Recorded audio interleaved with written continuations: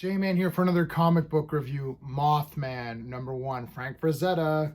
The cover's amazing, of course. Okay, so I'm a Frazetta fan, obviously, but I don't know if there's been Mothman comics before.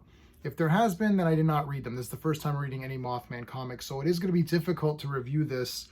It's a #1 of a new series that I haven't read anything on before. I typically review things based on their promise, against themselves. So I don't compare this to Watchmen, or I don't compare this to Giant Size X-Men or something like that. I compare it to itself. So if you're buying this comic, it's called Mothman. There's expectations with that. Did it meet your expectations? We're going to give it a score out of 10. #1s always actually rank lower using my space system, which is story, pacing, artistry, characters, enjoyment. Each category gets a score between 0 and 2. 2 is the best you can get in every category. The reason they score low is that there's not really a lot to compare to. Like once we get to Mothman issue 6, I'll be like, okay, how is this in the whole series? Like, is it worth continuing on? That kind of a thing. For #1, it's really difficult. It takes about 3 issues, really, to give it a fair shot. By issue 3, it's got to be like, okay, I'm in, right? That's the pivotal moment right there. So this is going to rank a little bit lower because I don't know where it's going. The storyline, I'm going to give it a 1. A 5 out of 10 is a pass. A 5 or 6 out of 10 is a pass. It's okay. 7 or 8 is good. 9 or 10 is amazing, right? So I'm going to give it a 1. And the reason I'm giving it a 1 is that there's not a lot going on. We're introduced to these 2 different families. I think Lincoln's and Farrell's were the names. They're against each other, and it's like some like hick town or whatever. And Mothman's ship crash lands, and we're introduced to a few other characters, which I'll get to in a moment. Yeah, that's it. And then they just kind of hunt him down. So there's not a lot going on. Again, it's establishing everything. So we have to see where this plays out. So if by issue 3, all these characters in this setting become super important, then we know that, okay, this was the groundwork for that. But just on its own, it's a 1 because it's like, well, nothing's really going on, right? Pacing, I'm going to give it a 1 as well. I'll give it a pass for pacing. I would have liked to have seen more action in this. I typically, issues 1 and 2 of any series, I usually feel could have been 1 issue. Like they could have taken, I guarantee you, they could take half of issue 2 or 3/4 of issue 2, mix it with 1/4 of this, and then that should have been issue 1. I always feel that way. Felt that way with Superman Lost. What else just started recently?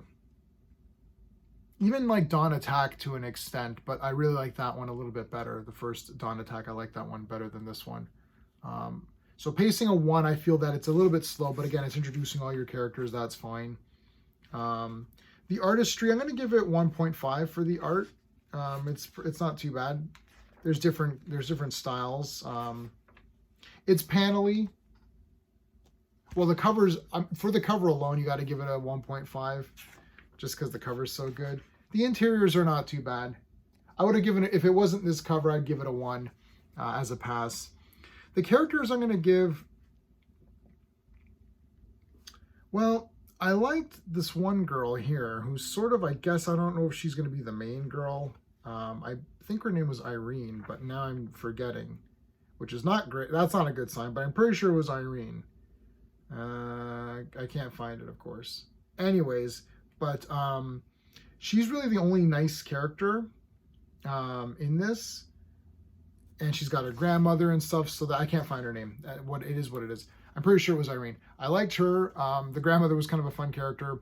Mothman himself is really neat. So I'm gonna give it I was gonna give it a 1. Maybe I'll give it a 1.5. I'm gonna give it a 1.5 for characters.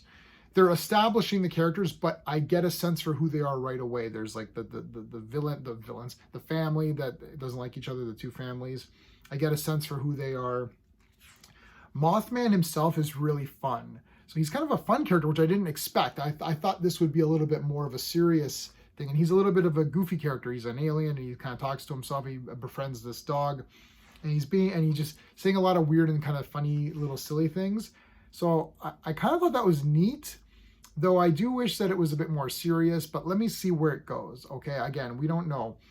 So 1.5 for the characters. I like the girl. I like the grandmother. I like the Mothman. He's pretty fun. The dog is in it, and the dog's kind of funny. So there you go, 1.5. I think for enjoyment factor, I'm going to give it a 1. I liked this comic. I did not love this comic. I will still get number 2 because I get the Frazetta stuff anyways. Can't wait for friggin' Fire and Ice day 1. I'll be reviewing that immediately.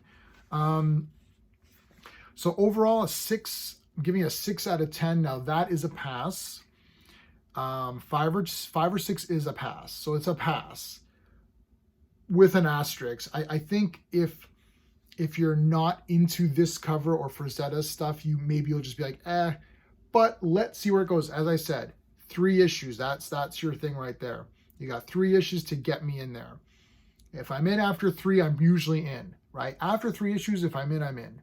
A few other comics I was really pumped up for, and then I just kind of just stopped.